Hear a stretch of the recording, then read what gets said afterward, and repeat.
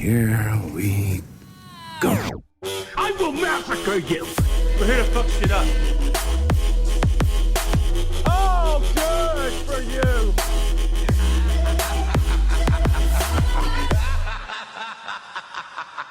I'll smack you in the mouth.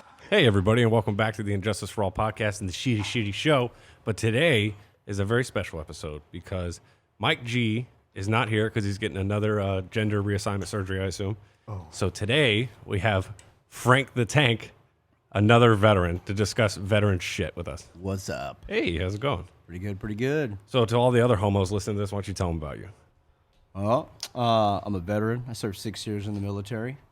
I'm currently a combat veteran, and that's about it. That's all you're willing to share? Yeah, at the moment. Well, before we started recording, I was telling Frank the Tank, I was like, you might want to not tell anybody about your job or anything like that, just because how spiteful today's society is. Yeah, I think about that too, and I was just trying to I don't know, I want to give some info, but it's like, no, man, it really is bad out there. It's fucked up. Yeah. Yeah, because no one even knows what the fuck I do for work. When I showed up for work, one of my buddies I happen to work for. You're already getting famous, though, I see. Oh, yeah, giant famous. So famous, I'm banned on fucking Facebook again. Yep. Oh, for anybody listening, I've been banned again from Facebook. Did you get banned for that picture you posted about the angry person about the podcast?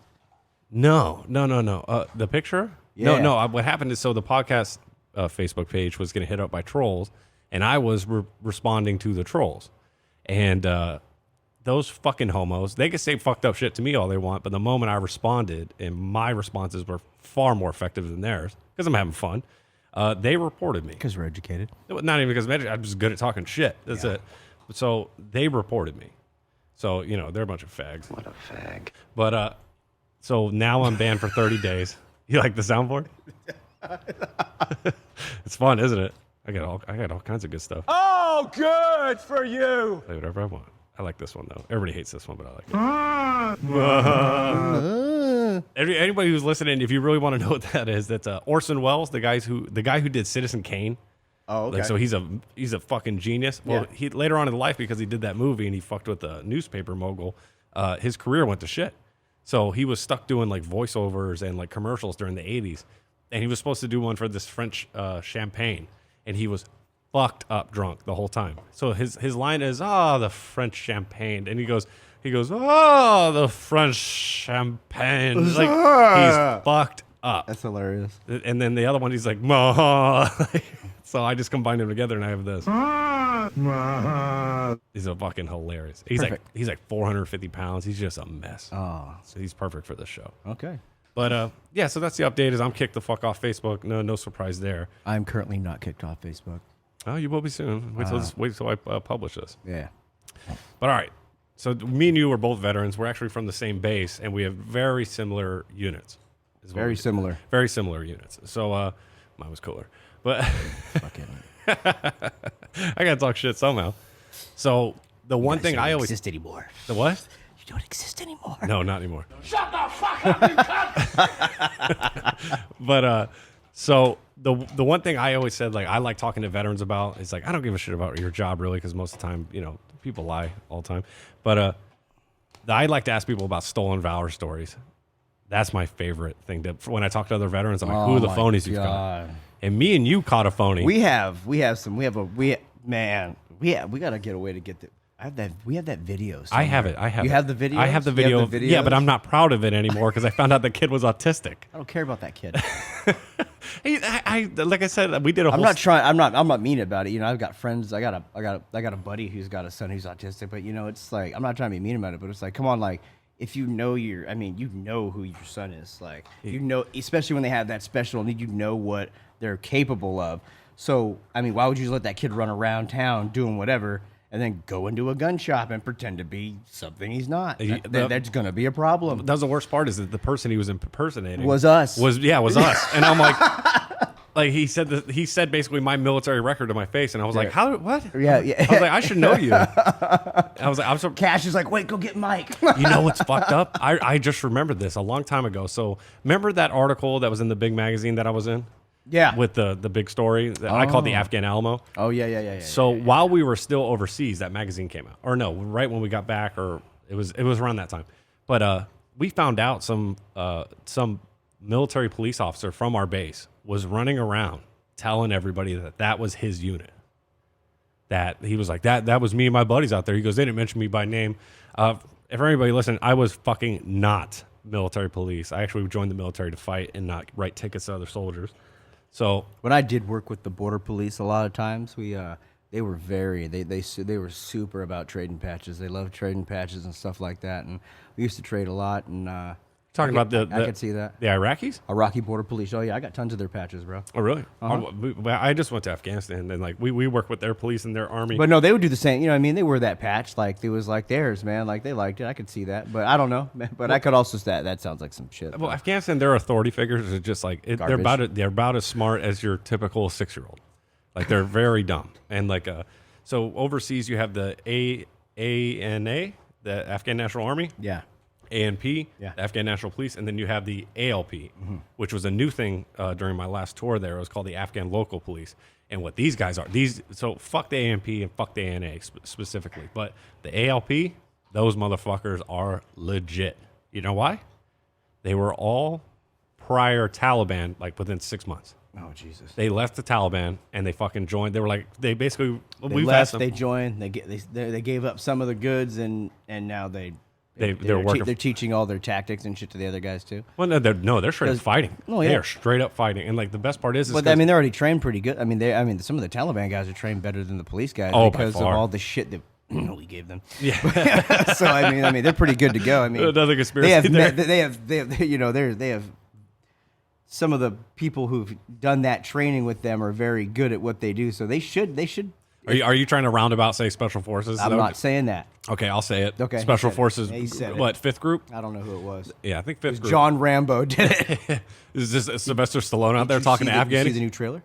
The Last Blood or whatever? Yeah. No. Is it good? Oh, it looks really good. He's just waxing cartel members out of tunnels in Mexico, and it looks legit. Yeah? Yeah, it looks really good, actually. I was surprised. I was like, oh, great. What is this going to be? Because, you saw Balboa. You're like, oh. Yeah, whatever. It's like so like, He's looking old. Yeah, he's old. People are dead. This is horrible. Kid doesn't like him. You throw a punch. That's how to do it. Told you to be a good person. Yeah, fuck that. I'm tired got my turtles. I do like that Sylvester Stallone's going around and like putting closure to his movie. So he is though. I do like that too because that. there's a lot of. I mean, I'll tell you right there. There's stuff out there that's unanswered, man. Yeah, well, I think the two franchises he would need to close, if anything, would be Rambo and Rocky. Yeah, because I mean, what else is there? What bullet to the head? Better hurry up, man, because he started really late, so he's running out of time. He is running out of time. Rambo 1, he was 39. Was he? 30, they had this whole synopsis thing, or like this whole his whole what's it called?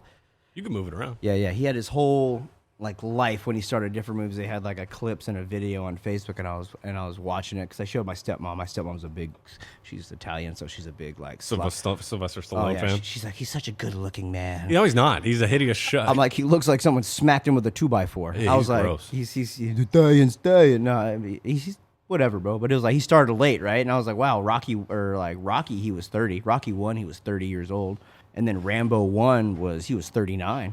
God damn. Judge Dredd, he was 47. Judge Dredd was good. Judge Dredd was good. Judge is an underrated movie. Yeah. Somebody was saying, I got a buddy I used to do, so I did, when I was running security for a while, right? Yeah. I ended up on fucking Dance Moms. Dance Mom. You know, Dance Moms are that crazy. Oh, that's the moms who put their daughters in the fucking and the crazy bullshit? Abby chick, like, your daughter sucks. Like, yeah, I met her. She's nuts. Is she nuts in real So, life? but anyways, the head of her security is a friend of mine, and he lives down L.A., and he is an actor, and he's always going to these events. He's seen George Clooney, he's seen all these people on his Facebook, but it's really cool, and so he does a lot of movie critic stuff, and he like put a thing out there that it was like, what is your top 5 underrated movies? And what did he say? I forgot what he put, but it was a good conversation because there are a lot of underrated movies. Like Judge Dredd, if you didn't think about it, that's actually a really good movie. It's not too bad. It's real good, but what's the one where... Was that one where he got frozen? Remember? And that was Demolition Man. That's probably my favorite one. Oh yeah. And like you got a little bit of what's his name? Wesley Snipes. Wesley Snipes. You got what's his name from Rescue Me? Oh, Dennis Leary. Dennis Leary. Yeah, the fucking joke thief. Eating the rat burger. Did you know that Dennis Leary? Most people don't know this, but Dennis Leary, he's a super known joke thief. Really? Yeah, like so everybody knows like the asshole song. I'm an asshole. Yeah. That's stolen from Louis C.K. He came up with a song. Like Louis, like this is Louis the Louis cartoon, CK. Louis C.K. Like not Louis the cartoon. Life with Louis. Lucky Louis C.K. Remember he got busted for like rape or not like jerking off in front of chicks. That super huge comedian, the redhead. Oh, that guy. That guy. Oh, really? When he was like 19, his closing bit was like, it would be great if you were an asshole and you just like kind of knew it. And, you know, you just, you know, oh, what, am I going to throw this shit out the window? Yeah, I'm a fucking asshole. And he was doing that. And he was in Boston. And Dennis Leary was like royalty at the time for the Boston comedy scene, I guess. And he came in and saw Louis C.K. doing that bit. And he started riffing with him like, dude, that's a great bit. Like, you could do this because you're an asshole. And you could do this. And Louis like a 19-year-old talking to fucking Dennis Leary like, yeah. So Dennis Leary just straight sniped the young blood's ideas, huh? He said that Dennis Leary got on stage afterwards and started like acknowledge that he just did the bit and like started riffing with the crowd about it. And he was like, that's fine, because, you know, he at least he mentioned me and the crowd just saw me do it. He goes, but yeah, he goes, I came back the next weekend, and there he was on stage just doing my bit. And later on, he wrote that fucking song. And I think you could definitely argue that that's most of his comedy career, is that fucking song. That's crazy. I mean, that's his mainstream entry for sure.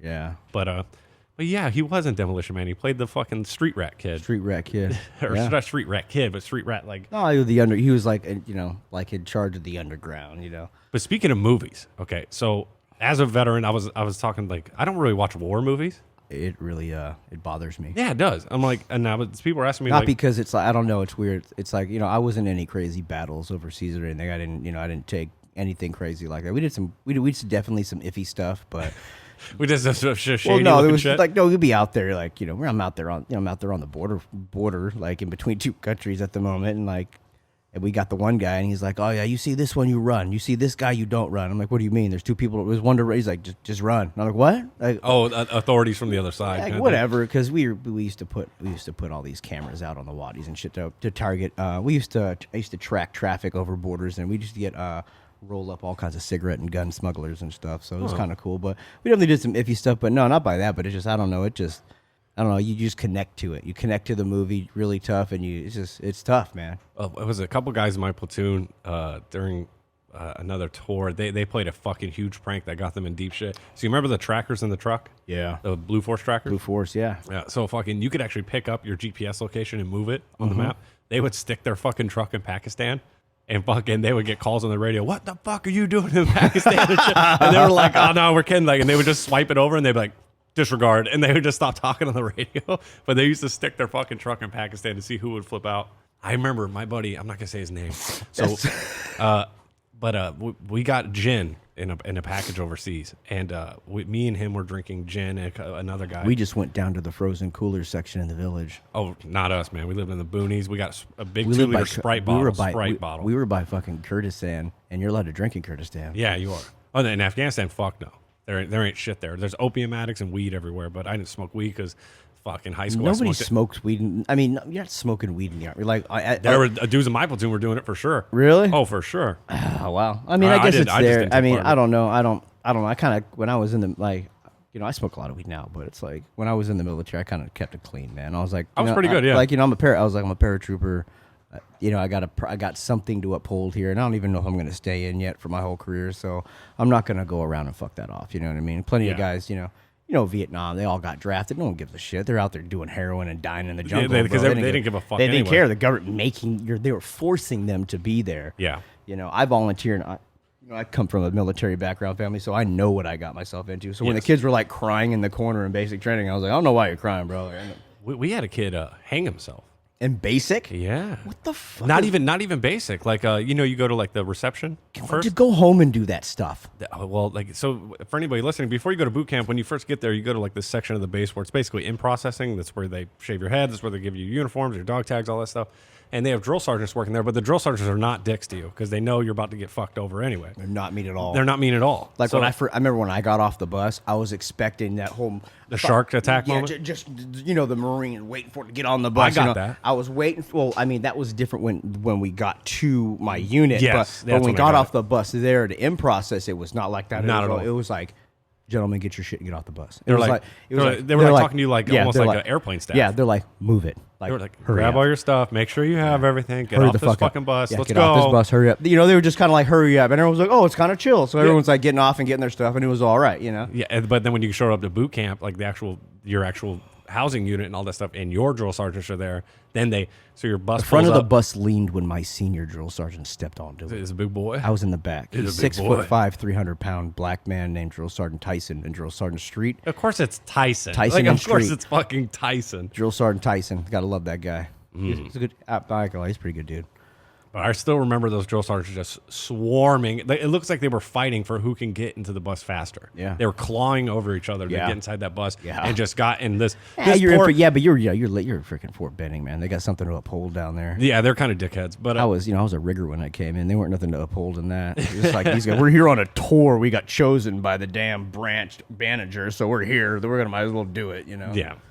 Oh, no. So we had a kid hang himself. So like I said, those drill sergeants in the processing are hella nice to you. And all of a sudden, so one morning, I forget the kid's name, but so you wake up for formation and you kind of just get in lines and do paperwork all day for like a week. And you get shots and you do shit like that. Well, one morning, no one even noticed he wasn't there. Drill sergeants came in, did roll. I guess it just slipped their minds. It was past lunch when we started looking for that motherfucker. And we found him in his lock closet fucking hanging. He fucking hung himself with a 550 cord. Wow. Yeah. It's a fucking, wow. And I was just like, real dude, I'm like, this is easy. Like, why would you do this? I don't That's I like don't know. here. I never even talked to him before that happened. So you didn't know him really at all? No, It's not just at all. one of those things that happened there. Well, because there was like 60 of us in those there were like 60 of us in this giant room, and like Nobody knew him. Nobody talked to him. I was like 10 feet away when they opened this lock closet, so I got to see it when they found it, and they were like, "Oh fuck!" and they just backed up, and we're like, "Everybody get back, fucking get away from it!" And I helped get everybody out of the room, and we went and got the drill sergeant. We're like, we found him. And I didn't talk to the drill sergeant. I was just there. It was me and two other guys. Was One there of an the guys, aroma? No, not at all. No, Nah, it was fresh though. but we walked up to the drill, like we found him, and you need to come see this. And we told the drill sergeant, and he goes, okay, you guys stay here. And we couldn't go in the room till like fucking like 1:30 in the morning. We had like a sex scandal going on mine. Oh, because yours was co-ed, huh? Yeah. Oh, and mine was all dudes. But tell me about that. So apparently, one of the the two other drill sergeants I mentioned before. I will say those two upholding dudes, and I mean these two guys when they put their dress uniforms on, they leaned, bro. They're stacked. They're really squared away. So it wasn't any lot of of that. awards on This their did not chest. happen to any one of those guys, and actually one of those guys broke out in fucking tears After you heard about after what happened at this, and had to sit us down and explain to us what the fuck happened? You know what I mean? Like it just we had a drill sergeant who was basically he caught the girls with their cell phones, Okay. and he said, "You guys want to graduate?" Oh, it made him give them head. Pretty much fucking he found their like little illicit pictures and stuff like that, and apparently he was exchanging sexual favors for like all different kinds of stuff. How did that Lying come to him. light? Basically, two of the females overheard other two female drill sergeants talking about this. Drill sergeant said that he had been caught for this before, and the two girls cracked and ran right into the drill sergeant's room and said, "He's doing it. We overheard your conversation. This is what's going on," and it just went to shit. Well, you know 18-year in, 4 kids, married. Oh no, Done. He's 18 years done. 2 Done. years away from retirement, and he fucked it Done. all off. Done. Get his dick sucked. He was an E5. That's it. Oh, 18 years at E5. Well, I told you. Remember what the other he'd been person busted said? He'd been before. busted before. But here's the question: if you've been busted for something, Why was he a drill sergeant? I mean, even if not that, I mean, even if you are busted for something like that in the Army, doesn't that exclude you for certain duties? Maybe you would think it maybe be away from new recruits that are super I don't know impressionable. how you're stupid even still. They got real lax, bro, during wartime, bro. They got real lax for a long time. They weren't kicking people out for shit. You know why? Nobody gives a shit. Exactly. Pretty much. That's why you see these 900-pound people walking around on base with PT belts wrapped around their Oh, my God. like That 3 seems of them like it's- wrapped up there because it doesn't. It's not like it used to be, bro. No. They give you 2 years to pass a PT test now. See if you could do 53 push-ups. You know what I mean? 53 in 2 minutes. But what's it? That seems like it's only an Army problem, though. Every time I see a fat fuck in a uniform, it's always Army. I never see an Air Force dude that's fat. And I've seen a couple Marines, but it's not as common as it is in the Army. Marine Corps I'm not gonna lie, I got a bunch of buddies that are Marines. I love the Marine Corps. Their fitness is the standard, bro. Yeah, I think so, They're too. straight I up. think so. And the Army's coming out trying to get all these different ways to enforce their PT tests and everything else like that. And it's ridiculous, bro. Like the sergeant majors are like, I'm not gonna do that. Like No. you think a sergeant major is gonna do the new APFT where it's like CrossFit? No, and he's you're not. chucking medicine balls over a field. Like No. He's you know eating a what I bowl mean? of bullets for breakfast. Yeah, he's not gonna like fucking. he's like what? He's like, can we just run 15 miles? Yeah, fuck it. Let's Like find out we who used to breaks. do, like every Friday, bro, in my unit. When All you- senior E4s, E5s, and E6s went on the first sergeant run. Yeah. And it doesn't matter for people listening. E4 is like that's right when leadership starts as ranking. Yeah, you're basically, but you had to be squared away to get. If you were like a dirtbag, they're not going to call you to this. You know what I mean? But you go for a run with the first sergeant, he's going to max you out. Our first sergeant had to have been like 34 years old, Ranger tabbed up. He was a beast. That's the thing though. Like when you knew your sergeant major or your first sergeant was going to come do PT with you were like fucker. You got to go. You're like. Because it doesn't matter if your legs. If it doesn't matter if your legs falling off. You're gonna go. He's gonna see who he's gonna pick. The last time he wants to see who he's gonna promote and put on that board. Well, the last time, I told my first sergeant, especially before you're gearing up to go. Last time I did PT with my first sergeant, I told him, "Don't fucking touch me." So what happened is he was making us do relay sprints and so we had teams and I was the anchor on our team because I was a good sprinter. So I was just like, and I just saw I saw the lead the other team had, and I knew who I was running against. I was like, I could win this. I was like, I could take this fucker. I was like, all right. So then they passed me the thing, and I just fucking hit 1,000 RPMs right from the gate, and I ran about 15 feet, and all of a sudden, it felt like I got shot. Like right under my ass cheek on my right leg. Pulled a hammy? Pulled my fucking hamstring. And I thought maybe I got shot, and I was like, oh, I didn't get shot. I probably stepped on a pine cone or something is what I thought. Stepped on a pine and all of a sudden cone. I was like, good old Fort Bragg. Yeah. And then my fucking leg just stopped working, and I fell to the ground. I was like, what the fuck? And I was Were you doing sprints down Long Street?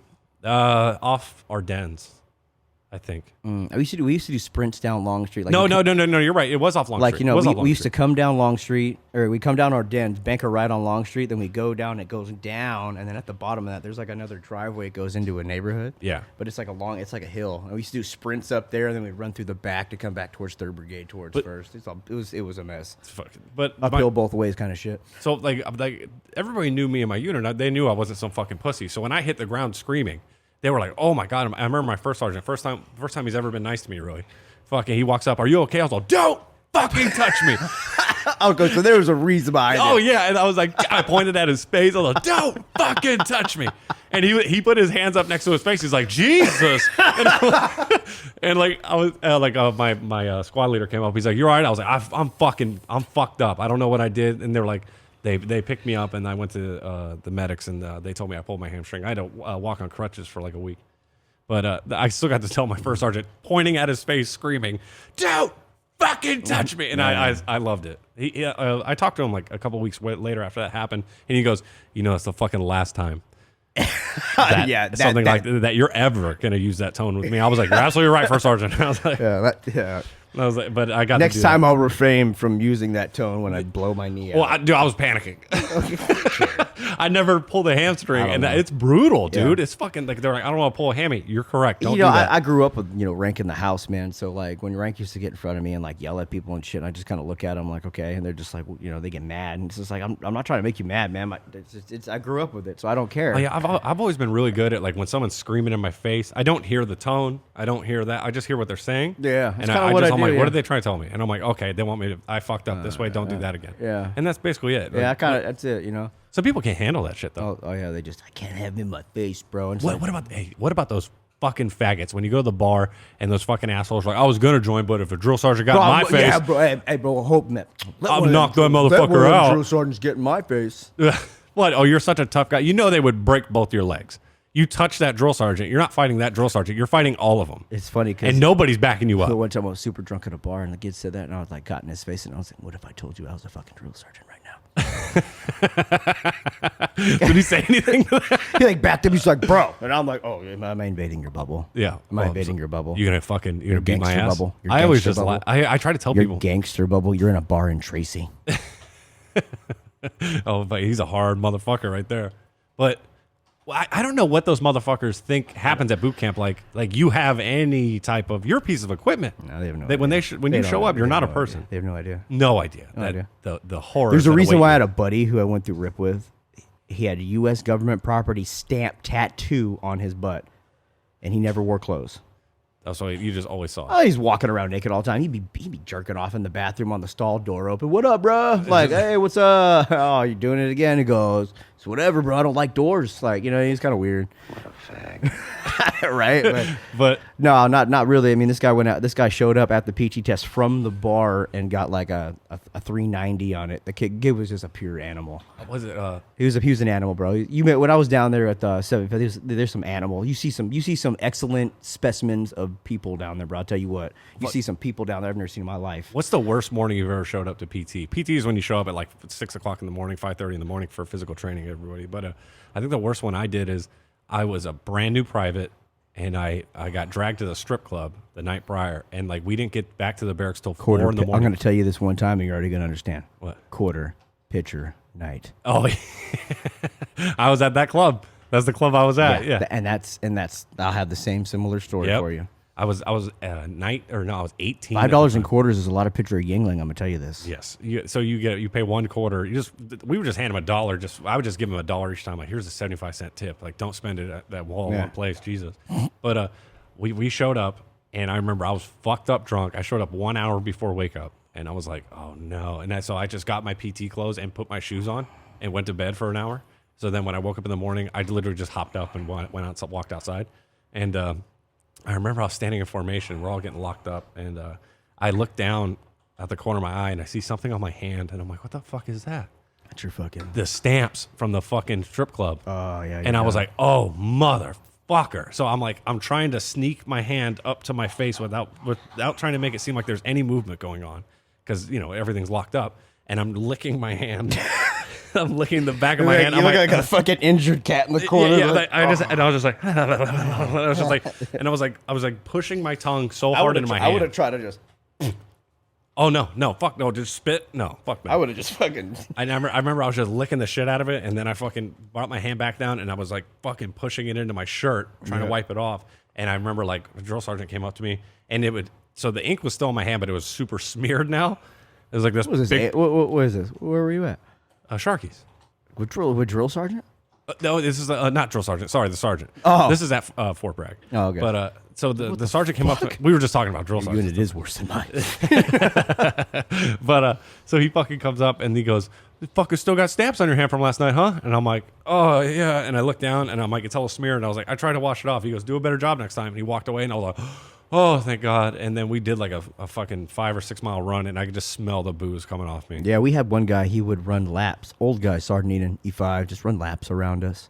Yeah? Yeah, and he's like, oh, man. He goes, all right, so after my first lap, gentlemen, I smelt about 4 of you, so that's 4 more miles today. Oh, ew. He would, every time he smelled somebody, he would just add a mile onto there. And basically, he would do this and run us until we puked. That sounds about right. But no, it was good. Did you ever have a run where you didn't smell liquor on somebody?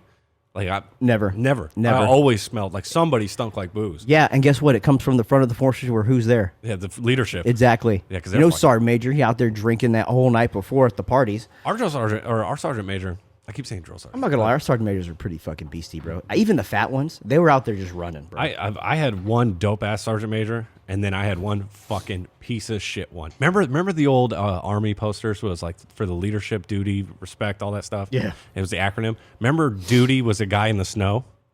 Was like a guy in a white camouflage outfit, and he was in the snow.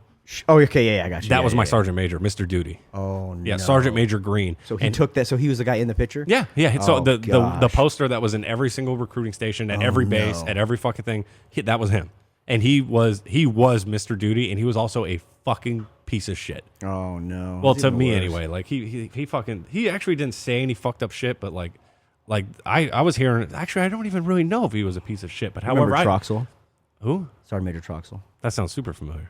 Yeah, he was Bragg. He was at Bragg. And what was his deal? He's all over the place, man. I think he was up for Sergeant Major and other stuff like that, but for other different big duties in the Army. But he's a solid dude, bro. Like when we were at when I was transferring into the scout world and I was over at Knox, I didn't know it at the time, but he had been in charge at the time. Our first sergeant did not like our Maroon Berets.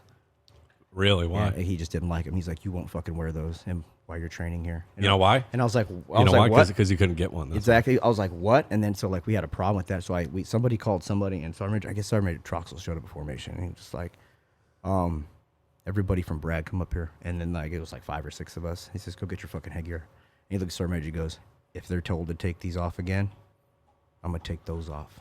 He's pointing at his rank. Yeah, and he walked away, and that was it. And this first sergeant thought he was shit. Like if you lifted up his tab, he had Satan. He had a Satan tab, so it was like drill. It was those first sergeant tasted, And this was AIT for Scout. This was Scout AIT. So it's not even. He was you know, he was like a giant babysitter first sergeant dad. You know what I mean? Yeah. I forget what his name was, but it was pretty ridiculous. You know, all of us were all from different places and you know on Bragg and different units, but it's still like you know we jump out of airplanes. You don't. We're just gonna wear this. You know what I mean? I lucked out when it came to first sergeants. All my first sergeants were really cool. Like I never had a problem with any of my first. I'm never mind. I never That had a was piece the of only shit that was the only one we ever had an issue with. I Really? never really. I mean, yeah. one. Yeah. Well, what were we talking about before? Oh, the movies. All right. So if you had to pick one good war movie that you would tell people to watch, what would it be? I think I got mine. Like at what era? Any war movie? Any of them, except Saving Private No, Ryan. Apocalypse Now. Really? Yeah, I love Apocalypse Now. I haven't actually seen it. I see it all the time on Netflix. I got to watch it. All the Sheens are in it, baby. You know which one I really like? Lone Survivor. Lone Survivor is a good one. That one really wrenches my It heartstrings. fucks me up. It really At the does. end, I'm I remember crying when my fucking eyes I out. remember when I first went and saw that in the movies. It was like I got there, and then I remember like Laura just looking at me like in tears. They got the fucking. They're playing that. What was that? Who did the song? It was "Hero" by what's his name? Nickelback? No, it was not Nickelback. It was, Hold on to the wings of a hero. Not Phil Collins, but the other guy. Oh, Phil Collins. It's not Phil Collins, but it was Peter Gabriel, "Heroes." Oh, okay, You know, okay. And he sang the song where they're showing like the Navy and the wives, and then all the people that died. It's just Yeah. like ripping your soul out. Watching that, I'm on the edge of my seat in this movie theater, like shaking, like around. Laura's like, "What the fuck?" And I'm like, as soon as I got out of there, we went to. Remember, everyone used to go over to what's his name, John's house. No, but you didn't know John. I don't think so. It's always after the club. We always go to the house over off like Laurel Avenue. Oh, You know what I mean? yeah. The parties Okay, over I there. do You know remember what I'm that talking one. about? Yes, Yeah, yeah. George and everybody over there. We just go over there all the time. Okay. And but so we went over to one of those, dude. And I just hammered a bottle of Jameson, bro. It was just like fucking that movie really just it was I didn't. They did a good job, man. They really did. I'm not gonna lie. You know what was a weird experience? So I went and saw American Sniper when it came out. I saw that in the theater. That was the quietest fucking movie theater I ever walked out of in my life. Sure, for sure. At the end of the movie, when they said that, like, yeah, this Marine fucking shot him at the gun range and killed Yeah, him it and was- his yeah, buddy. it was bad. There wasn't a single fucking noise. And Crickets. it was. Even I thought that was weird. I was like, I didn't want to. It was tearful. I don't think I cried during American Sniper, but I definitely cried during Lone Survivor a bunch of times. Yeah, that shit was rough, man. So, what do you think is the worst war movie? What is that called? I got mine. God, what is it called? I watched it right before. I watched it right before I deployed. Which one?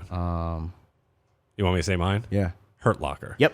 That's the one you were thinking about? Boom. And that thing won hell of awards, and I was like, what the fuck is up with this I movie? remember And going. watched I it. remember going back to myself after being deployed and thinking, why the hell would I think it was okay for anyone to just leave a fob? Yeah, he just leaves the base. Just hops in the city. No, but his disguise is a hoodie. But he's got cams. He's wearing camouflage he's still pants got and bloused boots on. Bloused boots on, but he's got a hoodie. And he's a jogging down white the guy. street, and a white guy. And he's like, everybody in downtown Iraq is fucking wearing fucking man dresses, and there's this dude in a hoodie and camouflage pants. He's like, I'm blending right in. And then all of a sudden it went from like EOD to like now these guys are like Snipers. elite Yeah. sniper team. This guy, I'm like, I 50 don't know. calibers. There's blood like, on the bullets. I'm like, that gun would shoot. Shut the fuck up. It's like blood on the bullets. It's like how did the EOD guys learn how to lead somebody with a 50 cal? Like Yeah. where? Like you know what I mean? Like we had a 50 just cal. well, you know what? Like I was in a recon unit and we had a lot of cool stuff. Uh-huh. We didn't have those I had a 50 because cal. guess why? We didn't need them. we had a 50 caliber sniper rifle, and I think we pulled it out once. Exactly. And we bucked a few rounds from it, and we're like, "Yep, we're not going to need this." And we put it right back in the because box. it's heavy and there's no It's reason. 27 pounds. Yeah, it's heavy as hell. It's and I'm not carrying this fucking 8-foot long rifle on my back. Sorry. Yeah, no. drag it behind you in a drag bag. We have the 308s. We have the 300 Magnums. The normal bolt action all you need, rifles. bro. That's all we needed. Well, I know some of those mountains in Afghanistan you guys are at. There's some. I wasn't up north. Well, there's some guys up there, and I saw a couple videos where that looks very effective to have that rifle up there on that point. Up there, Yeah, because you can that thing I did a lot of research on that weapon for a long time before I went to the military. I was really addicted to it. Was it the M103? A1 super slap application scope or special application scope rifle. Yeah. It's that 50's nasty, bro. Within a 5 meter radius, dude. I mean, it'll rip the meat off your leg. It doesn't even have to touch you. No, I heard 50 cal. The 50 cal round's a pretty nasty round, man. I heard something about like a vacuum behind the bullet. The velocity of the bullet alone will just rip the meat off your leg. Like if it comes like within a foot by you, or even like a foot away from you, it'll rip the meat off your leg. Because I was hearing stories about people. It'll break your leg. I was hearing stories like where people shot 50 calibers at Taliban and stuff like that, and they were walking up onto the bodies, and there weren't any bullet holes on them. No, They were just dead, dead as fuck. and they were like, okay. And like, yeah, because the bullet whizzed right by their head and just smushed their existence. it just fucking rattled their brain so hard. It just Well, no, I TBI'd them to death. remember being over there and like they kept changing the ROEs on us on everything. They're always like, okay, so now we can do this. Rules of engagement. Anybody's listening? Yeah, so we were, they started, but we noticed that they're like, oh, look at this. You can only shoot like items of equipment that are engaged in, something to hurt somebody. Oh no. Well, So they said items of equipment. I was like, oh, items of equipment, huh? I'm like, sunglasses and belts are a standard issue in the military. yeah. So it kind of got to that point, you know what I mean? But still, Because lethal force was protection of others, yourself, and equipment. and then what? You couldn't. And then the big one used to piss me off. I couldn't if like I'm just cruising through town, right? Someone starts bucking off an AK. I can't shoot back with a 50. I got to return fire with a lower. With appropriate means. Appropriate means. Yeah, I used to hate that. It was just dumb. When I got there my first time, we had similar rules of engagement, but quickly after our tour started, they changed that real fast for us. Well, Afghanistan, bro. Yeah, that shit was like the Wild West for a hot minute, I bro. think for how the did time you I guys was got there. the body toll, bro? Higher than Vietnam, 1 month. Yeah, You guys had a higher body toll than any month in Vietnam. The thing is Afghanistan isn't a particularly deadly war. It's obviously deadly. No, but you're just dealing with people that we haven't fought in a long time that Yeah. they don't give a fuck. They No, will they fight don't. you. They will fight. They're not like the Iraqis don't even want to stand up at you, man. They're gonna blow you up. They're gonna go hide in the corner. No, Taliban want to fight. You tell it in They the wanna street. fight. In the street, yeah, they want to get it in. They like it. Because they are about it when it comes to that ideology. They want to die fighting us. Oh yeah. And they you know what? I will oblige them. Yeah. Gotcha, But- buddy. Gotcha, buddy. But yeah, that's one thing. When I talked to my buddy, I never went to Iraq, and I talked to my buddies about Iraq. They're like, it was just don't get blown up every day. Yeah, don't get blown. You gotta watch stuff. Everything. Everything, Because I'm they like- do sneaky, nasty things. Like there's a little trick they do is they freeze the mortar rounds in ice cubes, and then they leave. them Oh on the- yeah, they- and they'll have So like the trigger in the yeah. ice, so when it melts, so they'll set it on the mortar tube with the ice block on it. Yeah. And so as the sun rises and starts to hit the ice, starts to hit the mortar pipe, it's a timer. it starts heating it up. The ice melts, and then they start dropping at us. And now they're hitting us with indirect fire, and there's nobody to return to. We yeah. have no idea what's going on. They're Yeah, sneaky, they- sneaky deaky. They did that with rockets to us in Afghanistan. They would put a copper strip at the bottom of a bucket with holes in it. Yeah. And they would put a piece of ice in there, and they would put like a little floaty with like the other piece of copper wire on top of it facing Mm-hmm. down. So when it fucking leaked out, that would come down and touch the copper strip at the bottom, and it would complete the circuit, fire the rocket. Yep. And they'd be long gone by the time that thing yeah, goes. they're not even like these guys. set Crafty these at- motherfuckers, These guys, man. they set these things up probably like 5 a.m. where it's nice and cool in Iraq. Yep. Because most of the time you don't get. I mean, it starts cooking around 7, bro. So like if the sun's not up yet, you can set ice out all day and it would perfectly. And that's when everyone's getting going too. They were real pieces of shit about some stuff. I gotta give them credit though. That No, was you some do. No, fucking if smart, you crafty go, shit. I mean, if you go out there and underestimate anybody that's engaging in a combat with another large country like ours, And they're you're fucking- underestimating them, you're a fucking idiot. You're a fucking idiot. You're an idiot. That's why I tell people like when like they're like, oh, if a civil war pops off, Those like, we're gonna guys win in out there 5 minutes. setting I'm like, those, no, we're those not. guys out there setting those guys aren't the leaders. They're the freaking grunts. Yeah. The guys missing fingers. There's guys back in the back seat that went to Oxford and shit. That's what I calling was the just shots, gonna mention. you know what I mean?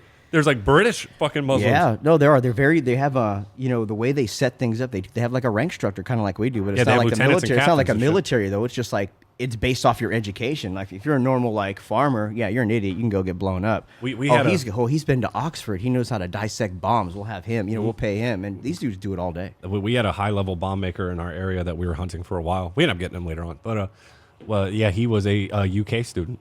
Yeah, and he like was an electrical engineer. Fucking Oxford. Yeah, fucking something. And, Cambridge and Oxford are both extremely high level schools to get into, just even be, and especially with anybody, not even there, because the UK they're very snooty about their schools. Yeah. But it's for a good reason. Those schools are hard to get into, and those schools do produce some crazy ass people that know how to make some really good technology for the humankind. So yeah, of course they do. But like also these other whack jobs come out and they're the craftiest motherfuckers on the planet. but I mean, what? Yeah, they're like they're fucking MacGyvers for fucking terrorism. yeah, It's fucking ridiculous. MacGyver terrorist. You give me gum, toothpick, and a seatbelt, I'll make bum. You Like, give me gum tooth teeth built up. World War III. Let's go. yeah, let's go. I end this war right now. Give me a scratcher. But oh yeah, so the word but we were talking about Hurt Locker. Worst movie ever. Worst. I mean, the actor alone, I really don't care for him too much. You don't like Jeremy Renner? I thought he was. I liked him in. I like him in everything. No, I liked Except him. that movie. I liked him in The Town. I really liked him in that. I liked his character in The Town. Oh yeah, It was Yeah, really good. He played the fucked up friend. Yeah, he played. I really liked it. I did not like his character in fucking SWAT. And I was like, well, what? No, I didn't like that whole movie. You know, was like, that's that the piece of reason. shit. That fucking movie is the reason 50 calibers are illegal in California. Yeah. because he think shot a plane Yeah. during it, and it kept the plane from taking From off. 10 miles away. Yeah, and they were like, So what is tell me again, what's the longest kill shot from a sniper rifle right now? Like 2 miles? I think there's a 2-mile one. Yeah, right what was now. that? That was a Canadian special No, forces there's a guy? new. Oh no, there's a new. There is a new one, I thought, but I No, know no, I know the- the last one was a Canadian guy in Afghanistan. Yeah, wasn't no, it? the It's like a the mile current and a half. the current longest confirmed kill is I think is still that Canadian guy with a 2.2 mile shot with a 50 cal. 50 or 300? No, 300. No, 50. Okay, And he used American ammunition because his Canadian ones couldn't reach. Did you know that? Yeah. He fucking was shooting at the towel, but he was so far away from this fucking dude. The guy didn't even know he was being directly shot at with a 50 cal. They were just walking, and all of a sudden, just like a rock would poof off dust right next to him. They'd be like, "What the fuck?" And they would just keep walking, and he bucked like 13 rounds at him, and just the last one got him. Well, obviously it's the last one. You're done shooting, but I mean, but yeah, he kept shooting, and then he had a box of. He realized his Canadian ammo was fucking falling short, and it didn't have good ballistics, and he had a box of American ammo because he was working with a Green Beret unit up there, and they had 50 cal, and he used the American ones, and he just watched the first one go whop way over, and he goes, "Okay." And then he Now he said, now we can play. He's like, I got the good stuff. Yeah, he's like, I got that good shit, and he bracketed it in like a fucking mortar. He's got the same feeling when you finally dial in the 50 cal and it's dirty and clean all at the same time, and it's just it's just fucking it's a good feeling. I try to tell people, like, you see pictures of people walking around with the saws, the belt fed 5.56. Fucking hate them. Fucking hate that gun. But- Everybody's like, that's a bad bitch. I'm like, I'll tell you this right now. If it's clean, it's gonna jam. It's If gonna it's jam. dirty, it's gonna jam. If it's not clean but dirty and I farted on it, it's gonna run like I'll run like a bitch. gold. It's gonna go. It's gonna go well. Scream. But it's only gonna scream for about an hour. I don't fucking like them. We didn't even use them, bro. They just made us carry fucking 240s. So 240 though, best gun in the fucking planet. awesome. It's my baby. It's a bigger version of that. Anybody listening, instead of shooting the AR round, It which is replaced for all you old timers out there the the pig, M60. Yeah, it's a which I would 308 which belt I fed. would have rather had. What, the M60? Yeah, I fuck think- that, I dude. think I have it's I have dope. zero complaints about the 240. It's I lighter. don't either. But I just You just want the pig because it's called the pig. yeah, man. No, Yeah. no, What a fag. I know that was coming. you from knew you. it was coming. It's But no fair. You control the keyboard. I don't have to come back. well, you could buy your own board and you could buy press it. your buttons. Just give me get a little back scratcher thing and press my own. yeah. Oh, you're gonna get the long stick and like, which one's the fucking faggot button? Yeah. But what else? So we were talking about like the army in particular does all these social programs and shit. How do you feel about the transgender ban for the army? It's we are not an equal opportunity employer. No, End of discussion. I try to tell people, I'm like, I don't try to be mean to people. I don't want to be mean to people, but you got to understand something. It requires a certain level of certain things to be done correctly to put people in harm's way. And when you start mixing up people's emotions and hormones and all kinds of stuff like that, then what? You want to throw them in a uniform and throw them next to a bunch of sound people? What do you think that's going to do? I try to tell And people I don't want to downface people, but you got to understand sometimes that, you know what I mean? Like, this isn't your lane. you know Stay what I out mean? of it. Like, I'm not out here preaching against the choir because I'm 5'7", 5'8", and I can't be an NBA player. You know Yeah. what I mean? Like, I'm not. It's just the way it is. You know what I mean? And and same with the females in the military. Like, when I first got into the military, I didn't care for it. A lot of times, girls we ran into they were lazy. They didn't carry themselves correctly. Attitude problems, and they still got to pass. They still got to pass because the army wanted this. You know what I mean? They wanted like a more equal opportunity. And you know what? You appearing want to do unit. that. You want to do that in the supply section. That's fine. You It's can't. fine. You're not doing that. You can't do that in the infantry section. You can't do that in line units. Period. When I got It out, just doesn't work. Everything has to be sound, man. I got out right when they opened the gate for women, and one of my buddies who transferred out of our unit, I think he was doing something with another unit, and his unit became co-ed, and he got girls. And I was talking to him about it, and I'm like, "How is it?" And he goes, right now, they're not infantry. He goes, they're running with us right now to see if they can, I think they're military police that they were working with them. And he goes, it's fucking. So he goes, imagine how bad you think it is. I'm like, yeah, and he goes, it's worse. Times 10. He goes, it's fucking worse. He goes, they're the worst fucking. He goes, imagine the biggest dipshit weakling fucking private you've ever had. I'm like, okay. They're He not goes, now passing, double it. But they're not passing though. Like No. still for infantry. I mean, even like look at the Marine Corps. They did that How many? one year. I think what one female has passed their infantry or officer infantry course. One. But like, and then One out of like 5. the two women that passed Ranger school. Remember that? Don't even get me on that. The Rangers who were in that class came out and said, this is fucking bullshit.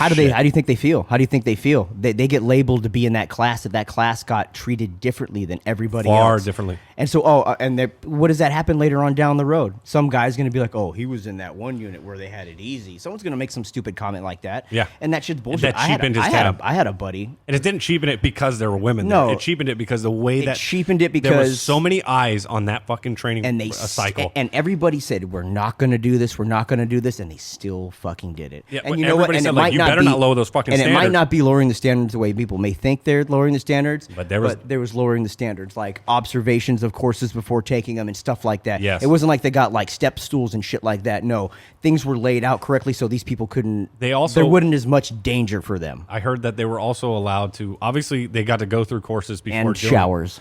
And showers, yes. They're allowed to leave. Nobody has ever been allowed to have been taken out of the field and given a shower and brought back. This happened multiple times, apparently. Well, because in the Army manuals, it says that women are required to have a shower, I think, every like 2 or 3 days. Okay, yeah, and this is my thing when I get on the whole hygiene thing and why people don't understand what happens when women go into septic shock due to failure of hygiene because of the way their bodies are designed. Not because of the way the military chooses people to fight combat, but because these people are designed. Women are designed different than we are. They are wired different than we are. Their genitals are different than we are. If they go without hygiene for a certain amount of days, infections pick up. Now you got a body septic filled infection shock person you're dragging behind you. Yeah. And this goes forth like when you used to. This came up back when G.I. Jane came out. Really great movie, right? Yeah. Well, yeah, a great movie about a woman making the bare minimum. Making the bare minimum. But what But what happens to that woman if she does get hurt in the? You know what I mean? What happens in that scenario? That is 150, 200 pounds of dead weight you got to carry and operate with. Well, the thing is like, say she's not the one that gets hit. This is even a worse scenario. Now she's got to carry the other person? Exactly. Not happening. Exactly. I was like, in my kit, I probably weighed 280 pounds. All day. All day. All day. And with all my shit on, I probably All weighed day. 280 pounds, and there's no fucking way. I had trouble carrying people. I would pick up somebody. It was hard as fuck. We've done it. We used to do skid. We used to do what was that skid carry PT? Well, yeah, I'm just talking Full about. bu- I'm full talking bu- about but that was just in hard. general, That was but- hard in general, bro. But like we would like have our buddy in full vest, fucking Oh, yeah. everything, and you just pick them up. But like when adrenaline's running, I mean, you'd be surprised how I picked them up like grocery bags. Yeah. Now do that with the thing under round and 2 inches of water. Yeah. Humvee flipped over and about. How many Humvees are flipping over? Our Humvee. We had one Humvee flip over. I had a buddy right now. He's got issues. He's still got issues from that flip over. One of my NCOs ripped his bicep. He tore his bicep. He was so trying. That adrenaline kicked in. He thought he could rip that door off and save my buddy Welch, and ripped in there to try to grab that door.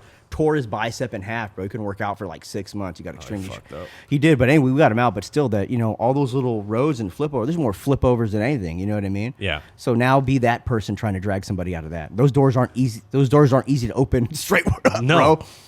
You know what I mean? Like And sometimes they're just jammed. Yeah, You're nah, like, nah. I can't do this. I got to climb it through the supposed turret. I climb up on top of the truck and come through the turret. Yep. But I try to tell people, I'm like, like over 90% of fucking society in general is already disqualified from the military. All day.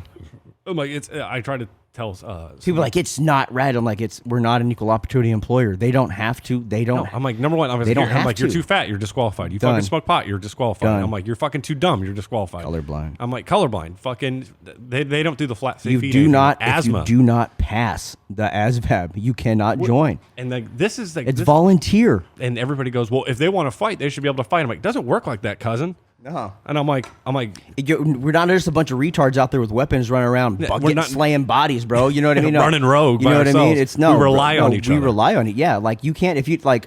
People don't realize this. Like everybody knows how SF and all these guys have these teams and stuff like that. But when you get to line units and you show up, you're chosen. yeah. Like the platoon sergeants come out, they're like, who's who? And they're like, who's who? Who's a ship bag? They look at PT scores and everything else, and they're like, all right, beast mode, my platoon, ship bag, first platoon's over there.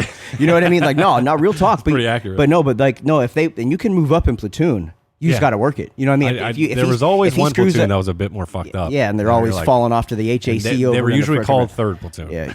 Hey, I was third platoon, and we. Oh, were, shocker. Oh, shocker.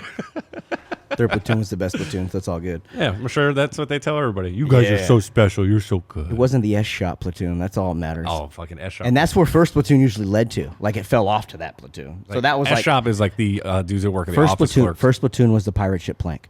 Pirate ship. Oh, what? Yeah, it was the plank. That's where you push people off into the freaking dead. Yeah, What does that mean? What does that That mean? means normally if you went to first platoon, you ended up in an S shop. Oh no, that was a career plank. It was. Oh, that's bad news. Yeah, but still, people don't realize that you're chosen. Like we were a lot because there's a way and way we operate and everything, and everyone's got to get along pretty good too. Even if you were a good PT stud, if you just held up with the chemistry, you were considered to actually get pushed somewhere else. But here's the tough part you have to navigate though. Is like, are there some trans people that have the mental ability and physical ability to be in the military and be effective? Yeah. And here's what I like to There say: absolutely is are. the consequence greater than the reward? The consequence? Yeah, the consequence. The consequence.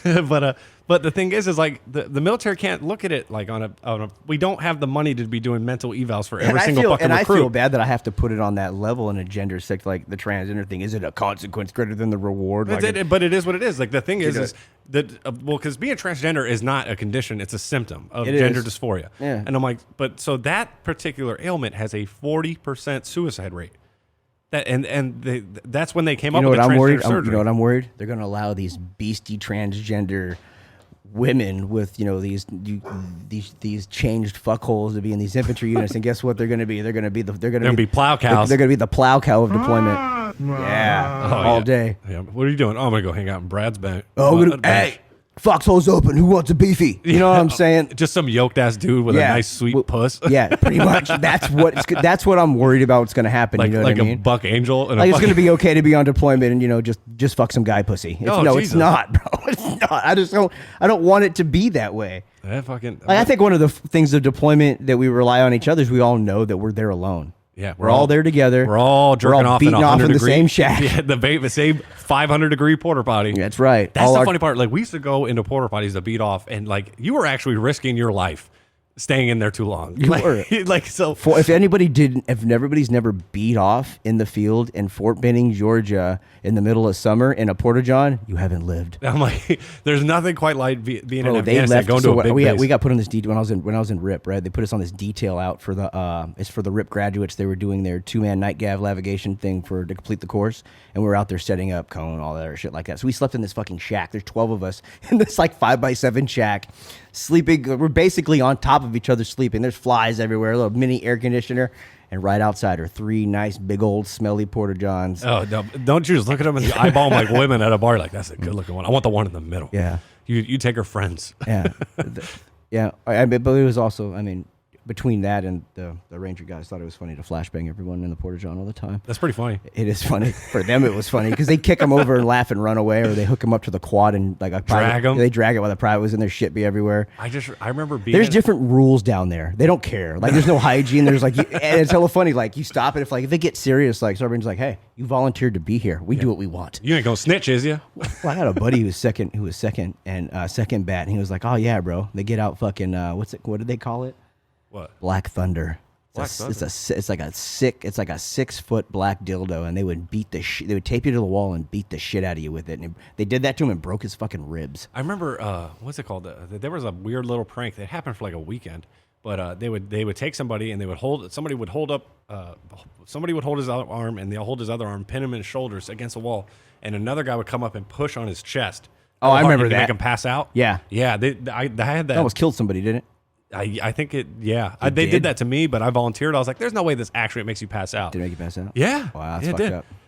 They pushed against my chest, and I was just like, yeah, you couldn't and I breathe. just all of a sudden I woke up and I was like, "What the fuck happened?" That's crazy. And I was like, they were like, "Oh, dude, you went down." I was like, "God damn, that actually works." I was like, I snapped back like nothing, I guess, but I did hear like there was an incident with that prank, so that prank's over. But God, that's fucked up. But that's our version of Tide Pods, baby. Yeah. It's a deadly one of them. But like that, what is the worst thing your dudes were doing to get fucked up in basic training and everything basic? Else? Yeah, what were they nothing doing? really. We used to steal the drill sergeant's refry cigarettes, and then on Sundays when we go to church, we sneak off in the woods and smoke them. You know what the riggers do? What?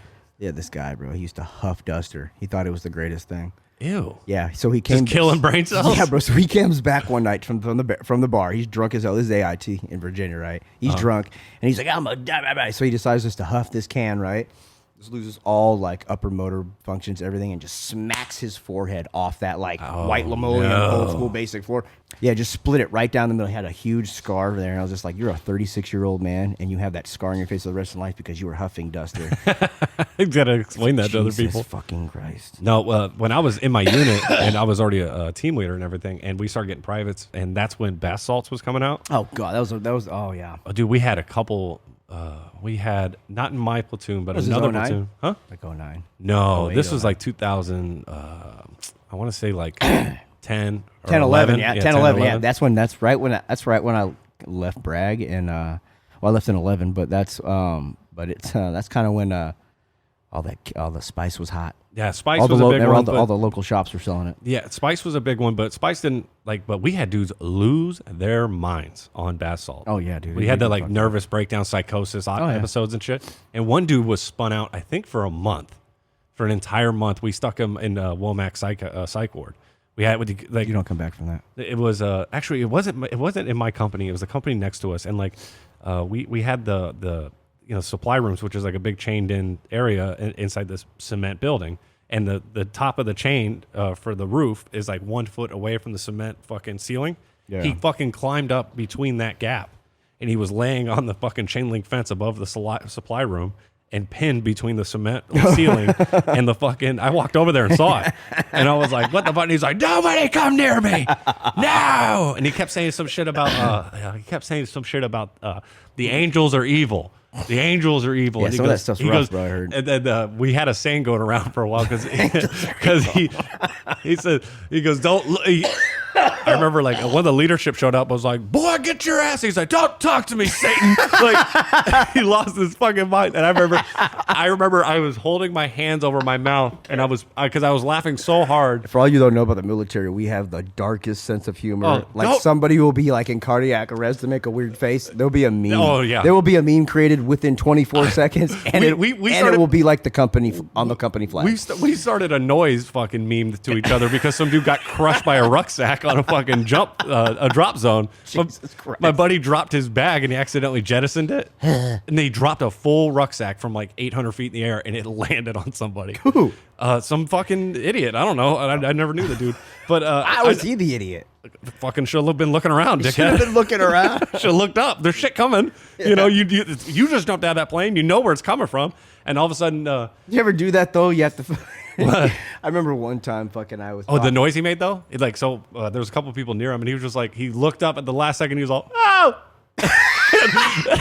He did that noise, and it just crunch, just fucking nails him. And then for the rest of the time, when we were saying bye to each other, like, "Have a nice night," "No," and then we just leave. Oh man, but it's fucked up. One of my buddies. Bro, you need to put that on the soundboard instantly. Oh, Get a better one. But what's it? Another one?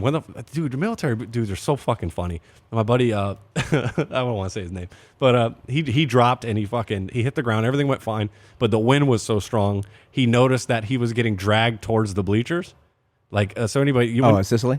Yeah, I think Sicily dropped zone.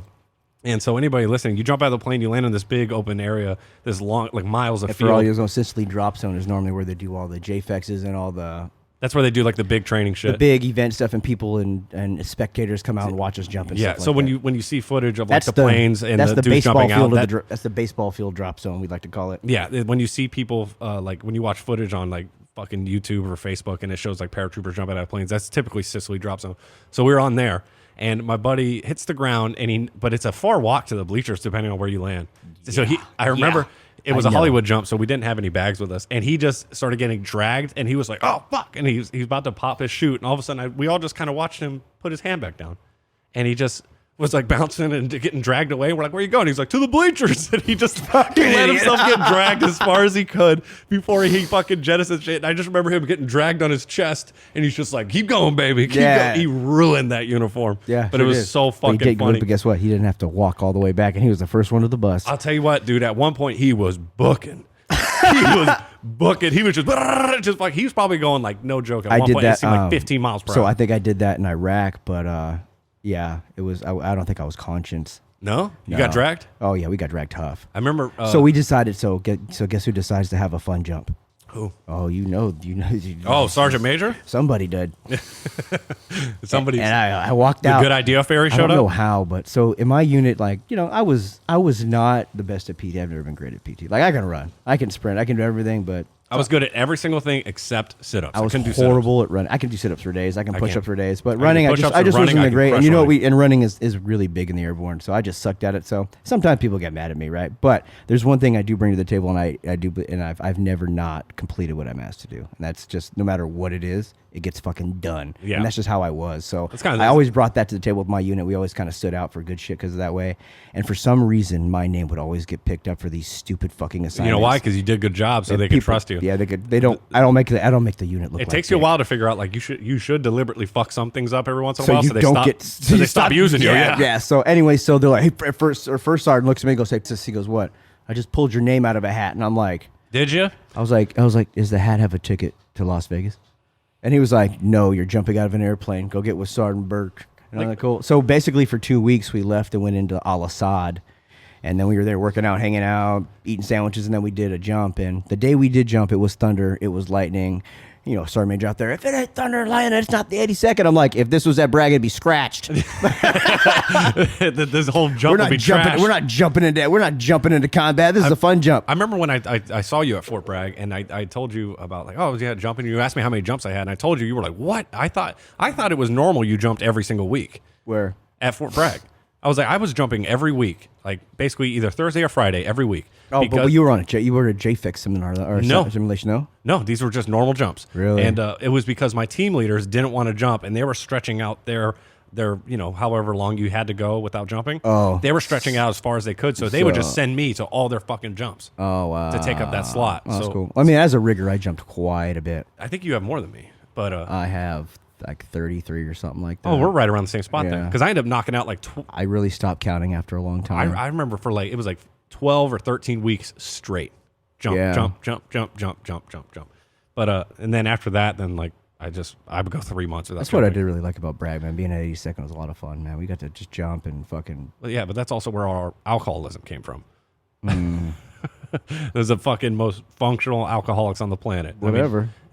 Whatever. I mean, all shredded, fucking I ripped ass dudes. I got bragging rights like a fucking porn star's dick. You know what I'm saying? It goes for days. we knew a guy in the army. Do you know the porn star Ava Angelina? Yeah. We knew the dude who was married to her. Uh-oh. Yeah, like it turns out, I think the story is his mom was in porn, and so he ended up meeting her, and through his mom, I'm assuming, and then Fuck.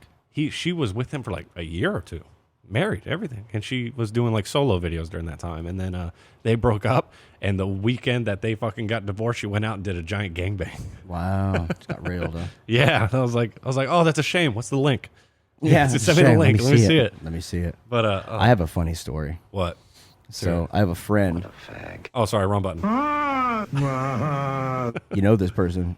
Don't say names. I'm not going to. Or you can tell me after. I will. Okay. But anyway, so this person has a cousin who is very into porn. I didn't realize this at all, and I didn't realize it till after the fact. But my entire I have like a terabyte of porn from my rack, and she's probably in like 20, 30, 40 of those videos. It's his cousin? Well, so yeah, so we went out drinking when we came back. I was home from deployment, and we're out drinking at this bar, and he goes, "Hey, what's up?" And I'm like, "What's up?" He goes, "Oh, this is my cousin." And I was like, I know your cousin. I recognize her. yeah. I started looking at her. I was like, is that Claire Dames? Oh, that's her? Yeah, it was her. And I remember a long time ago, this family, they're very religious, stuff like that. She's kind of the black sheep for this, but she was hardcore into it for fun. There are we went out partying one night, bro, and like my guess who she was trying to remember my old roommate and your old roommate? Which one? Oh, yeah. Yeah, she was seriously trying to jump his bones in the bathroom, and he was not having it. What I don't know why. What a fag. No, that's not acceptable. If a porn star's coming at you, you take what you can get. Yeah. Yeah. But anyways, I mean, it was a very interesting night, but still I was shocked, and I was like, what? And he was like, bro, I got like all the, and he was like, just don't talk about it. Dude, but I didn't realize that was her, but that was really interesting to see, because I was like, wow. Like, when you see him in real life, like I've met a couple porn stars over the years. I'm friends on Facebook. Like, we talked, so like she was cool. She's super cool. But it happened again, though. when I first time I ever met a porn star, I always expected them to be like fun or something, and they're the most boring people I've ever met in my life. No, she's cool. She's a cool person, super cool person. It was funny too though because that's not the only time that night that happened. Oh really? What? She did a kind of a repeat later on. No, like earlier that night, freaking a very large black dude came up and he was like, Claire Danes. He's like, I'm such a big fan. He goes, He's got a hell of a grip when he's shaking her hand. Well, yeah, he was like shaking her hand with both hands. He was like, you could tell he's pulling it towards his dick. Well, like, it's nice to meet you. And he's just dragging her in. He was all beef and cut and ripped, and he's like, yeah, I'm in the industry. I'm such a big fan. You know, I was like, oh Jesus. I'm in the industry. Yeah, and he's shaking his head. Your buddy? My buddy's just shaking his head, and I just like, what the fuck, man? Like, anyway, but I thought it was kind of interesting. That was kind of funny, kind of shitty, funny story. Oh fuck! Like that's like I forgot I brought it. Huh? Is that the chick you were dating back in the? Or which one are you talking about? Oh, okay. But what's it called? God, I don't have any. Like so much crazy shit happened on a daily basis when we were in the military. Always. I think the stories I have for like I forget about 90%. Do you remember that 319th episode? The 319th episode of what? Well, the whole 1st Brigade got shook down because nods or something. Found kid got brought in for spice, so they did a shakedown. Another kid's room got found. He had like two or three Coticos full of cocaine in it. So the barrack shakedown? Yeah, so it was that happened in the 319th apparently, and because of that, they like shook down the entire brigade. I remember, for anybody listening, we'll have barrack checks, and like if you ever watch like the jail episodes when they toss your cell and shit like that, it's kind of what they do to your barracks. 100%. Yeah, they'll throw shit around, and like I mean, morning checks they walk through, but if they're shaking it down, no one ever checked my room ever. I'll tell you right now, no one ever walked in my room. Yeah, but I mean, if somebody did walk into my room, they would be like, get in here. And I would be allowed to kind of steer them on what I could let them destroy. Like, I was like, yeah, just rip the bed apart. Just don't touch all this. You know what I mean? Because they would rip your TV down, your freaking you would be like, hey, everywhere. man, like, I'll fucking It'd take you a good this. half day to put everything back together. But there were some fucking hilarious stories. Like, that was the Cantina Lounge. You can't be crashing around in the Cantina Lounge. I'll tell you right now, but if you knew your room was good, like I don't have anything bad in my room, and you knew barrack shakedown was coming, that was a great day for you because you were going to see some wild shit come out of the barracks. Like you see a lot of chicks getting pulled out because they're living in the barracks with dudes. You see like fucking animals. There's some dude had chickens in his room. So we had this guy, right? He thought it would be a great idea to bring this chick he met on the internet up here to the barracks and have her live with him. Like he was letting her like cruise the barracks while he was on like staff duty. Oh, she was going around. And she was going around partying with us, right? Next thing you know, he can't find her.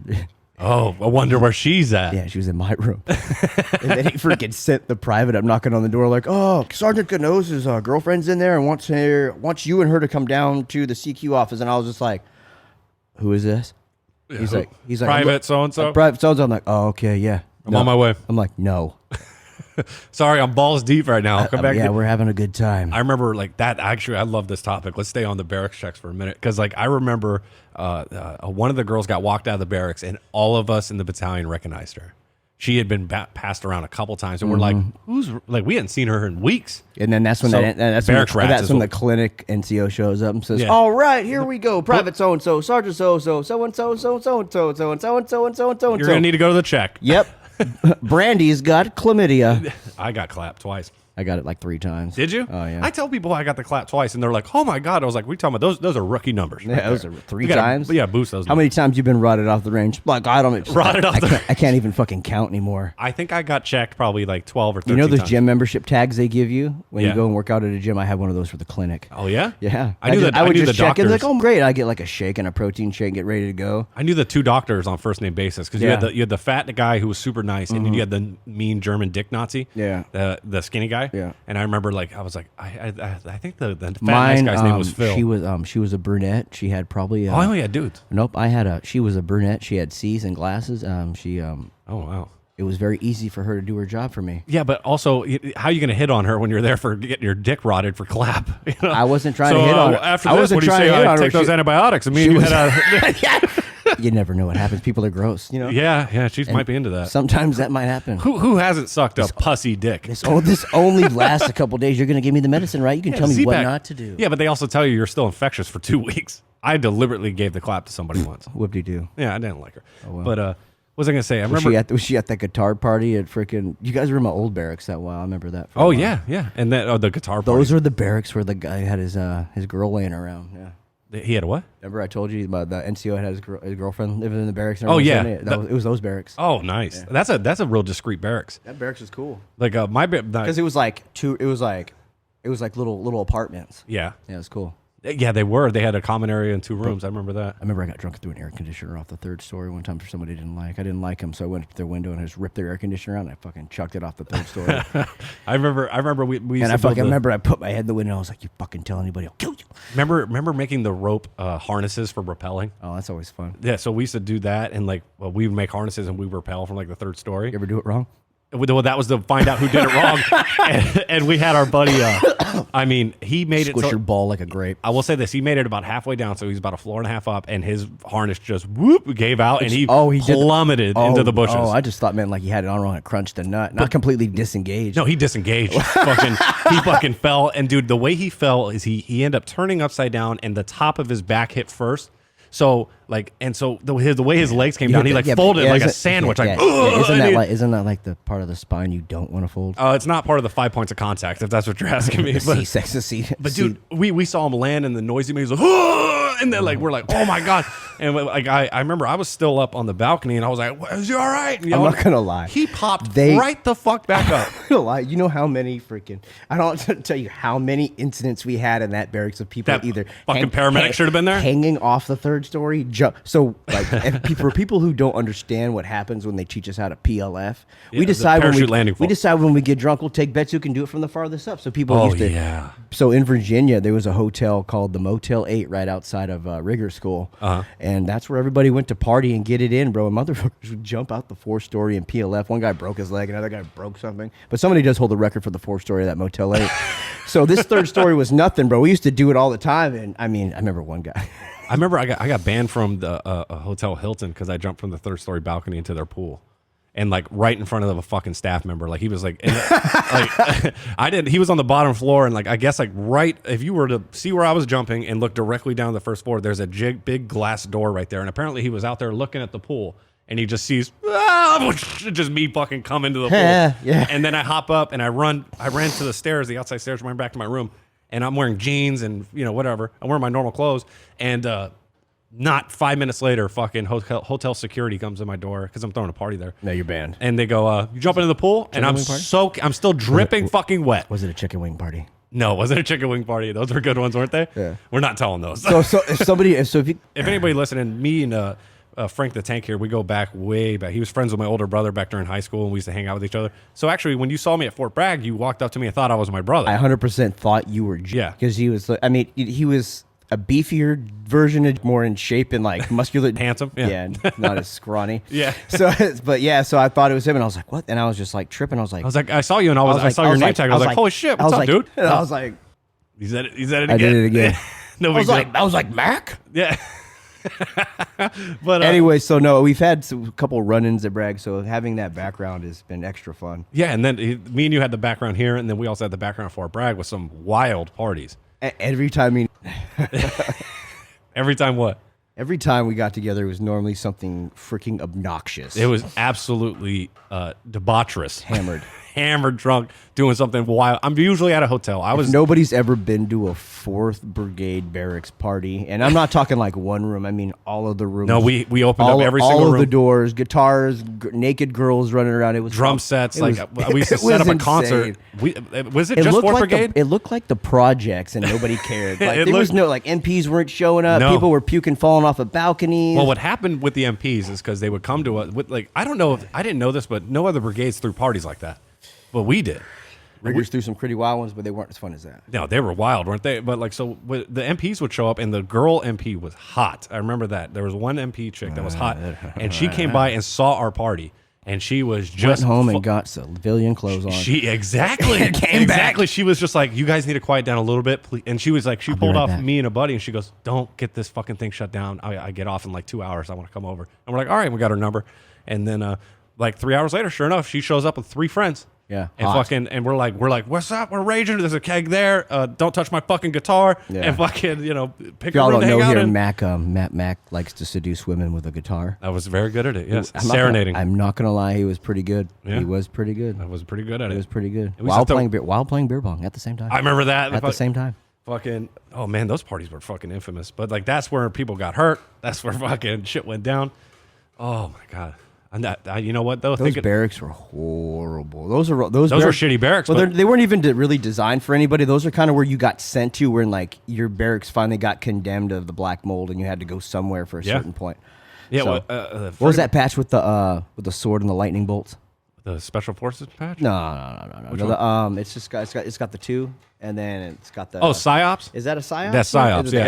Yeah, it looks just like the special forces one, but they're psyops. No. That's the one sword with the red. Yeah. Okay. No, I'm talking about it's gray. It looks like a reserve unit. It says it's an airborne. They have the 2 lightning bolts. It looks like a shield. Oh, I'm not sure. I forget. It's like a reserve unit or something. I forget what it is. Maybe not, but it's a different unit. But like they went there after we did. Like all the units that were trying to get new barracks, and we didn't even upgrade from that. Like we went down from there. Like we moved over onto like Gruber. Well, the president visited, or not the My president. barracks. Yeah, we moved to your barracks because ours were condemned for black mold. And the president visited my barracks. To what, visually inspect where we Yeah, were going? he went up there. I was asleep. I got lucky. I got put on bus driver detail for that passing review. Oh, fuck that, man. I hated, like, everybody's like, anybody who bitches about, like, these presidents don't visit the troops. Trust me, the troops don't care. We're happy he doesn't show up. Yeah, because when he shows up, it's a fuck reindeer fuck fest for like 2 weeks.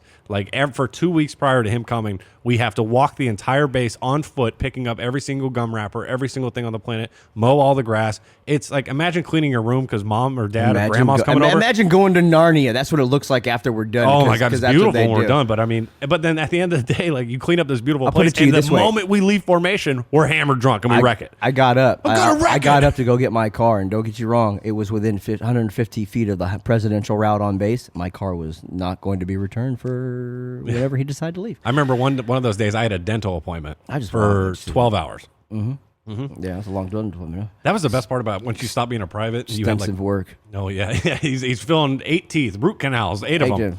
But that was one of the best parts about having the sham shield. The sham shield. Yeah, once you stop being a private and like you're like, oh, I got a dental appointment. They don't give a fuck what you do. I think at being a sham shield, that is, you are at the point to where like you are at your craftiness.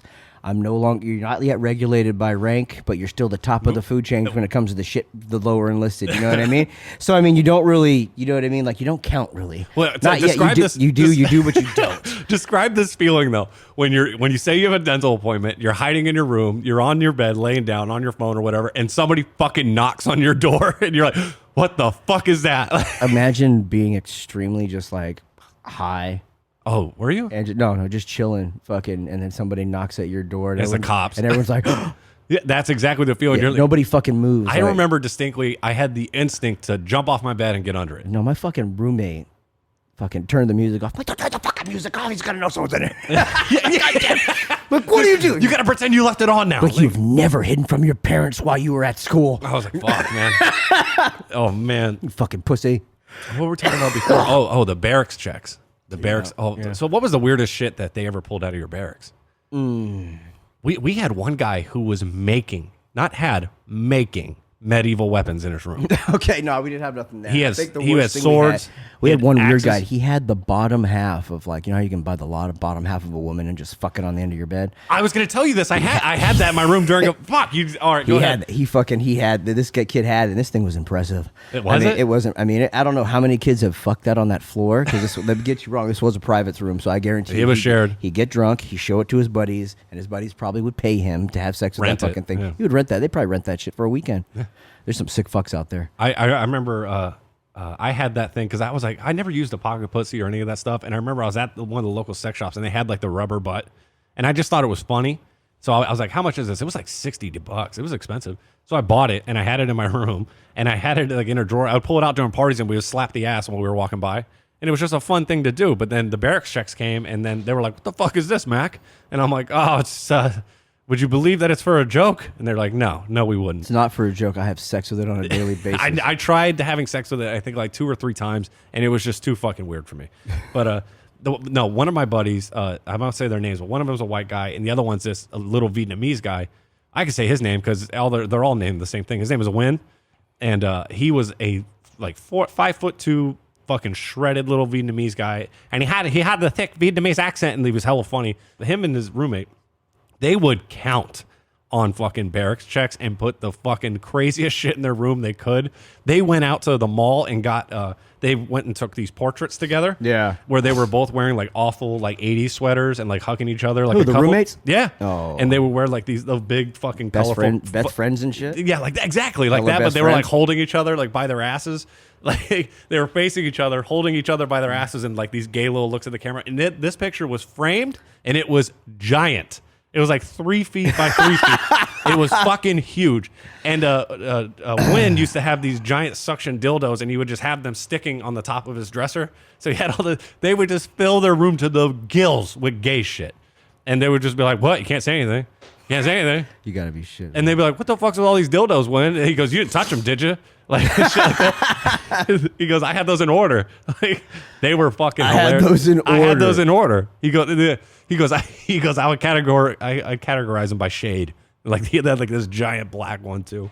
But what was some other shit they found in the barracks? Obviously they found drugs, because they bring the dog. I think the drugs were the That's what they were looking for. Yeah. And guns. And they find it. Oh, guns was a big one. Guns was a big one. Shit I tons of remember guns. they never found my guns because I would tie string to the triggers.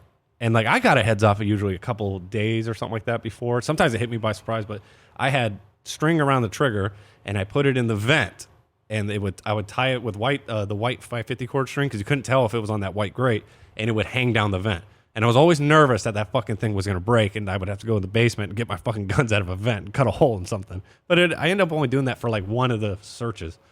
I had a really good buddy that lived off base, and that's what I usually did.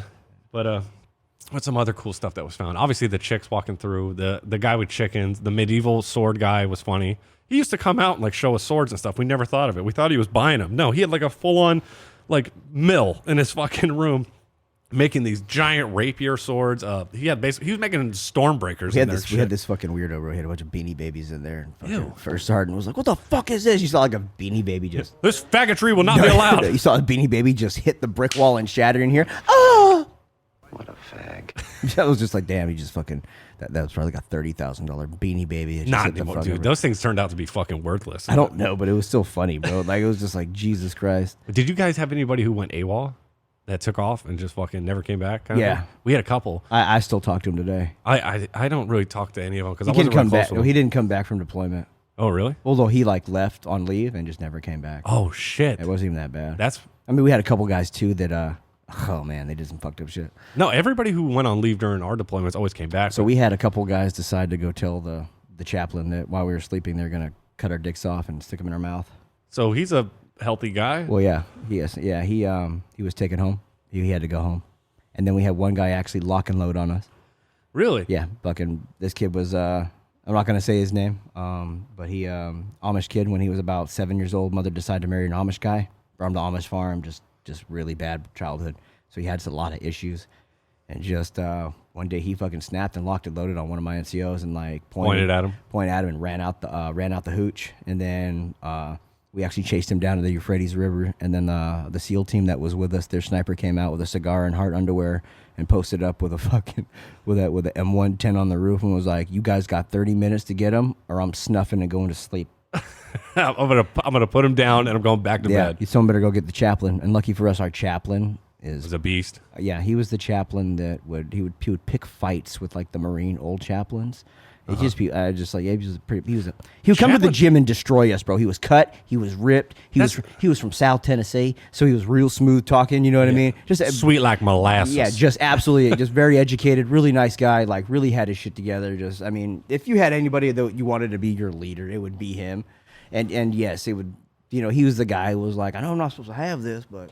You know what I'm saying? You know what I mean? So we left the fob, everybody. He was like, "Who's got my piece?" Yeah. You know what I mean? The Lord would want me to defend myself. Exactly right. So he was super squared away. We had to go he went down, we were on the Euphrates River at this point. So this kid goes down there and they talk him out of it and they bring him back. But it was fucked up. He went away. So we had a couple kids go home. And it was really interesting because it was like, bro, we were under fire every day. We were everything. Yeah, we were doing some boring shit. It wasn't like he was running away for safety kind of thing. It was you're running away because you're an idiot. He just didn't want to be there. Either that or just, I mean, you just ruined your life. Yeah. I mean, that. The only AWOLs we had were back at Garrison, back at Fort Bragg, was we had one guy. He was a total fucking psychopath, but he was very nice. He was always very nice to me. But he had a weird thing. Like if you whistled around him, he would lose his fucking shit. But he ended up going AWOL. We couldn't find him. We found out he had flown to Thailand and was competing in kickboxing tournaments. And we had to fly him. See that's some like Rambo gangster ass shit. Right shit. That's acceptable. But that's acceptable. No, the kid I talked to, I was like, so what happened, bro? And he's just like, well, I just thought about something I have to talk about after, and you're gonna lose it, but it's all good. We'll make that my last point on here. But no, just like I just didn't want to be there anymore, so I went home to farm chickens. That's what he said. He went back to his farm where his family was, and just went back to work. He told his parents he got out of the military, and he's just here. What a fag. Fuck that guy. Anyway, so there was another NCO I had, and like it popped up on my Facebook as like Chantel something, and I was like, and What the fuck is this? I double checked it. Next thing you know, it's just I see this motherfucker. It's him, and he's got a wig on, and he's in a wheelchair, and he's got like a fake boob, and one's lopsided, the other he's just like, ah. And then he goes on these rants like the army stole from me, and not my transgender. I'm like, oh my god. So he's mentally ill. He's definitely is, and he's in a wheelchair, and he's just it's fucking awkward. It's like God. I used to hang out with this guy like on a daily basis. He was on my rigging team for we used to do heavy load. Yeah. So that was when you pack up all the I pack 100-foot parachutes for all the Humvees and shit like that. Yeah, when they drop the trucks out of the big planes. Ones, yeah. And shit. So you have to have a 3-man team to pack those. And he was the head NCO for that. Jesus. And I couldn't believe it. It just I just couldn't believe it. Oh, fuck. Just demented. Well, on that note, we've been going for almost an hour and a half. That's cool. Yeah, I got a 2-hour drive. All right, buddy. All right. Well, we want to thank everybody for joining us, and we'll talk to you guys next time. Peace. Bye-bye.